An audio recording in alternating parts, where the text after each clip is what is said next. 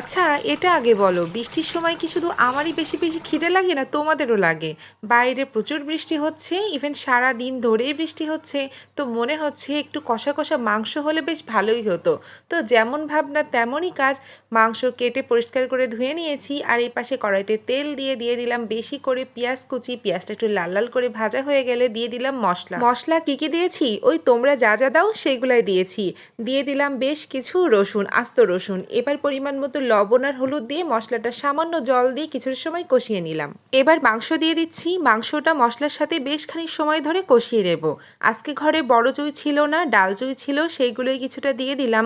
ডাল চুইয়ে খুব একটা স্বাদ লাগে না, তারপরেও দিয়ে দিচ্ছি, ফ্লেভারটা একটু হলেও আসবে। দিয়ে দিচ্ছি আগে থেকে ভেজে রাখা কিছু আলু। সব কিছু দিয়ে ভালো করে কষিয়ে নিয়ে দিয়ে দিলাম পরিমাণ মতো ঝোলের জল। ব্যাস, আর কিছুই না, ঝোলটা একেবারে এরকম কমে কমে আসবে, মানে কষা কষা হয়ে যাবে। রেডি হয়ে গেছে আমার মুরগির মাংস আর সাদা ভাত। বাইরে তো প্রচুর বৃষ্টি হচ্ছে, আর এরকম বৃষ্টির দিনে ঝাল ঝাল কষা মাংস হলে আর কি চাই।